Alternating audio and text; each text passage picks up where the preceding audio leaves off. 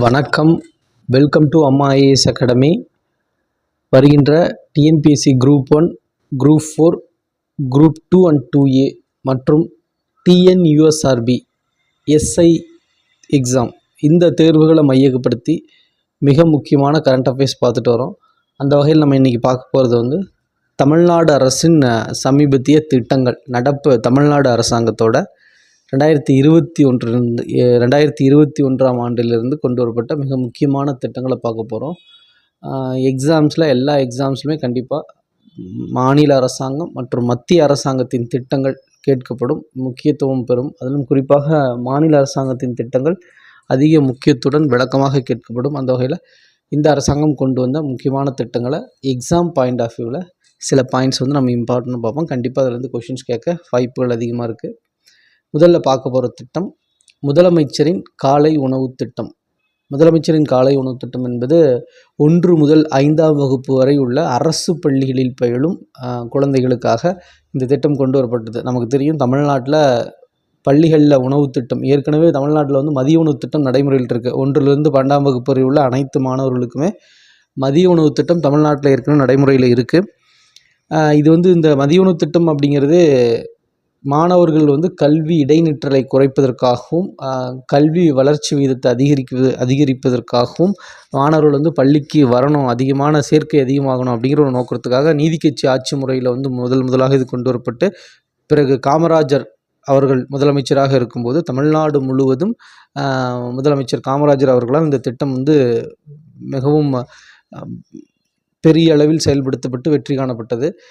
பிறகு எம்ஜி ராமச்சந்திரன் அவர்கள் முதலமைச்சராக இருக்கும்போது அவருடைய ஆட்சி காலத்தில் இந்த மதிய உணவு திட்டமானது சத்துணவு திட்டமாக மாற்றம் செய்யப்பட்டது. புரட்சித் தலைவர் எம்ஜிஆர் அவர்களுடைய ஆட்சி காலத்தில் மதிய உணவு திட்டம் சத்துணவு திட்டமாக மாற்றம் பெற்றது. பிறகு முதலமைச்சராக இருந்த புரட்சித் தலைவி ஜெயலலிதா அவர்கள் ஆட்சி காலத்தில் இந்த திட்டங்கள் மேலும் பல வெரைட்டி ரைஸ் போடுறது, இந்த மாதிரி பல மாற்றங்கள் கொண்டு வரப்பட்டது. திட்டங்கள் மேலும் விரிவாக்கம் செய்யப்பட்டது. இப்போ இந்தியாவிலே முதல் மாநிலமாக பள்ளி குழந்தைகளுக்கு 1 முதல் 5ஆம் வகுப்பு வரை பயிலும் இந்த பள்ளி குழந்தைகளுக்கு காலை உணவு திட்டம் தமிழ்நாட்டில் 2022 செப்டம்பர் 15 அண்ணாதுரை பிறந்தநாள் அன்று தொடங்கப்பட்டது.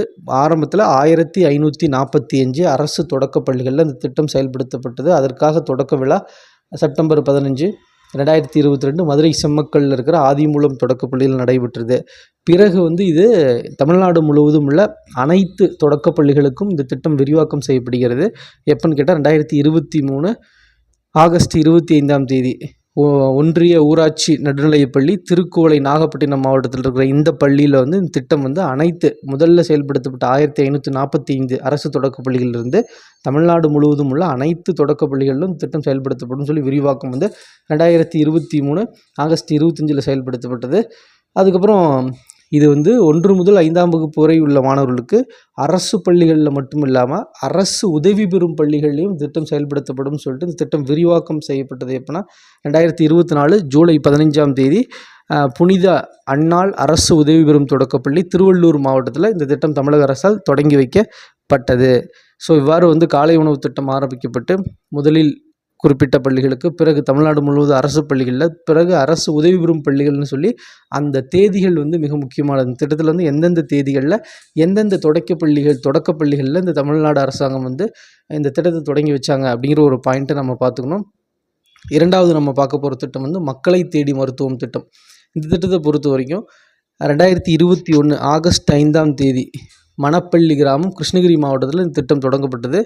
45 வயதிற்கு மேற்பட்டவர்கள் மற்றும் மாற்றுத்திறனாளிகளை மையப்படுத்தி அவங்களுக்கு வீடு தேடி ஒவ்வொரு வீடுக்காக சென்று வீடுகளிலே மக்களோட இல்லங்களுக்கே தேடி சென்று அவங்களுக்கான மருத்துவ சிகிச்சையும் அந்த ஒரு பரிசோதனையும் வழங்குறது நோக்கமாக இருந்தது. நீரிழிவு நோயாளிகள், இரத்த அழுத்தம் மற்றும் சிறுநீரக நோய்களுக்கு பரிசோதனைகள் வீடு வீடாக சென்று சோதனை செய்யப்பட்டு இந்த திட்டம் அந்த ஒரு நோக்கத்தை வச்சு தொடங்கப்பட்டது. புதிதாக பிறந்த குழந்தைகளின் பிறப்பு குறைபாடுகளை கண்டறிவதற்கான பரிசோதனைகளும் இந்த மக்களை தேடி மருத்துவத்தின் மூலமாக செய்யப்பட்டது அப்படின்னு சொல்லுவாங்க. இதில் முக்கியமான டார்கெட் 45 வயதிற்கு மேற்பட்டவர்கள் மற்றும் மாற்றுத்திறனாளிகளுக்கு மக்களை தேடி மருத்துவம் திட்டம் 2021 ஆகஸ்ட் 5ஆம் தேதி தமிழ்நாடு அரசாங்கத்தால் தொடங்கப்பட்டு செயல்படுத்தப்பட்டு வருகிறது.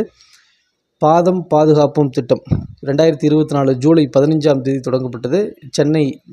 சென்னையில் தொடங்கப்பட்டது தமிழ்நாடு அரசாங்கத்தால். இந்த திட்டத்தை பொறுத்த வரைக்கும் சர்க்கரை நோயால் ஏற்படும் பாத பாதிப்புகளை தொடக்க நிலையிலே கண்டுபிடிப்பது, இதன் மூலம் இந்த கால் இழப்புகளை தடுப்பது அப்படின்னு சொல்லி இது நோக்கமாக இருந்தது. தமிழகம் முழுவதும் செயல்படுத்தப்படும். இது மக்களை தேடி மருத்துவம் திட்டத்தின் ஒரு பகுதியாகும். தொழிலாளர்களை தேடி மருத்துவம் திட்டம். இந்த திட்டத்தை நோக்கம் என்னென்னா, தொழிற்சாலைகளில் பணியாற்றும் தொழிலாளர்களோட இருக்கிற இந்த தொற்று நோய்களுக்கு சிகிச்சை அளிக்கும் நோக்கமாகவும், இதில் 50 லட்சம் தொழிலாளர்களை பரிசோதனை செய்து அவர்களுக்கு ஒரு சிகிச்சை அளிக்கும் நோக்கம் மையமாக கொண்டு இந்த திட்டம் 2024 ஜனவரி 10ஆம் தேதி தொடங்கப்பட்டது. எங்கு தொடங்கப்பட்டது அப்படின்னு கேட்க, திருவள்ளூர் மாவட்டத்தில் தொடங்கப்பட்டது. தொழிலாளர்களை தேடி மருத்துவம் திட்டம், மக்களை தேடி மருத்துவ திட்டம் மாதிரி இது தொழிலாளர்களை தேடி மருத்துவ திட்டம். 50 லட்சம் தொழிலாளர்களை பரிசோதனை செய்ய இலக்கு நிர்ணயிக்கப்படும் திட்டம் செயல்படுத்தப்பட்டது. புற்றுநோய் பரிசோதனை திட்டம் 2024 ஜனவரி 22ஆம் தேதி.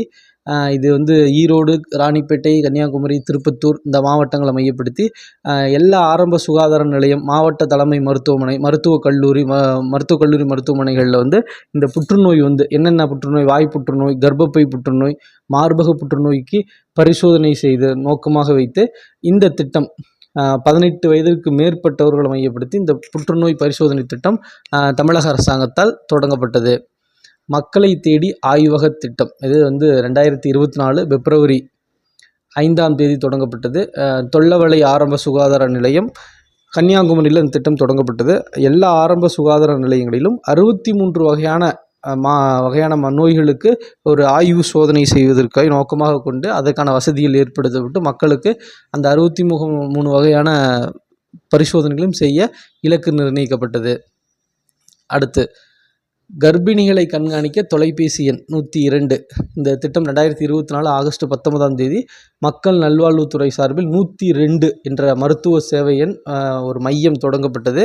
இந்த சேவை மையத்தில் 50 ஆலோசகர் நியமிக்கப்படுவார்கள் தமிழக அரசாங்கம் சொல்லியிருந்தாங்க.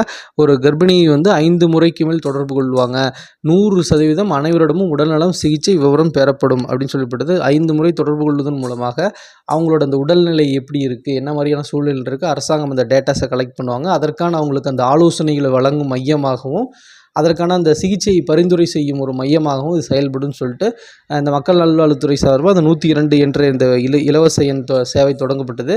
ஏன்னா தமிழ்நாட்டை பொறுத்த வரைக்கும் 2023-24 காலகட்டத்தில் இது பிரசவ காலத்தில் இந்த மகப்பேறு இறப்பு விகிதம் எவ்வளோன்னு சொல்லி பார்க்கும்போது 1 லட்சம் பேர்த்துக்கு 45.5% தமிழ்நாட்டில் இருந்தது. ஸோ இதை குறைக்கும் விதமாக கர்ப்பிணிகளை தொடர்ந்து கண்காணிப்பதற்காகவும் அவர்களுக்கு ஒரு ஆரோக்கியமான ஒரு ஆலோசனை வழங்குவதற்காகவும் இந்த திட்டம் கர்ப்பிணிகளை கண்காணிக்க தொலைபேசி எண் 102 தமிழக அரசாங்கம் ஏற்படுத்தியது. அடுத்து, இன்னுயிர் காப்போம் நம்மை காக்கும் 48. இதுவும் ஒரு மிக முக்கியமான ஒரு திட்டமாக பேசப்படுகிறது.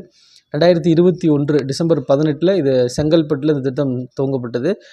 தமிழகத்தில் சாலை விபத்துகளில் காயமடைந்தவர்களுக்கு முதல் 8 மணி நேரத்திற்கு மருத்துவ சேவை வழங்கப்படும். 1 லட்சம் வரை அந்த 1 லட்சம் ரூபாய் வரைக்கான சேவை இலவசமாக வழங்கும் நோக்கத்தில் சாலை விபத்துகள் நடக்கிறவங்களுக்கு இந்த திட்டம் துவங்கப்பட்டது. இந்த திட்டத்தில் 237 அரசு மற்றும் 455 தனியார் துறை மருத்துவமனைகள் உட்பட 692 மருத்துவமனைகள் இந்த இன்னுயிர் காப்போம் நம்மை காக்கும் 48 திட்டத்தில் இணைந்துள்ளதாக தமிழக அரசாங்கம் தெரிவித்தது. தமிழ்நாடு எல்லைக்குள் சாலை விபத்துகளில் பாதிக்கப்பட்டவர்கள் எந்த மாநில நாட்டை சேர்ந்தவர்களாக இருந்தாலும் இந்த திட்டத்தின் வழியாக பயன்பெற முடியும் அப்படின்னு சொல்லி அரசாங்கம் இதில் குறிப்பிட்டாங்க. ஸோ இதெல்லாமே நம்ம பார்த்து தமிழ்நாடு அரசாங்கத்தோட சமீபத்திய மிக முக்கியமான திட்டங்கள். ஸோ எக்ஸாம்ஸில் இந்த திட்டங்கள் குறித்து, இந்த திட்டங்கள் தொடங்கப்பட்ட ஆண்டு மற்றும் தொடங்கப்பட்ட இடம், இதோட நோக்கம், இதை பற்றி கேள்விகள் கேட்பதற்கு நிறைய வாய்ப்புகள் இருக்குது. ஸோ இன்னும் நிறைய மத்திய மாநில அரசு திட்டங்கள் இருக்குது. இது போக மத்திய அரசின் திட்டங்கள் குறிப்பிடத்தக்கவை இருக்குன்னு எல்லாமே நமக்கு தேர்வுலேருந்து கரண்ட் அஃபேர்ஸ் பாயிண்ட் ஆஃப் வியூவில் கண்டிப்பாக பார்க்க வேண்டியது இருக்குது. அடுத்தடுத்து பார்க்கலாம். நன்றி.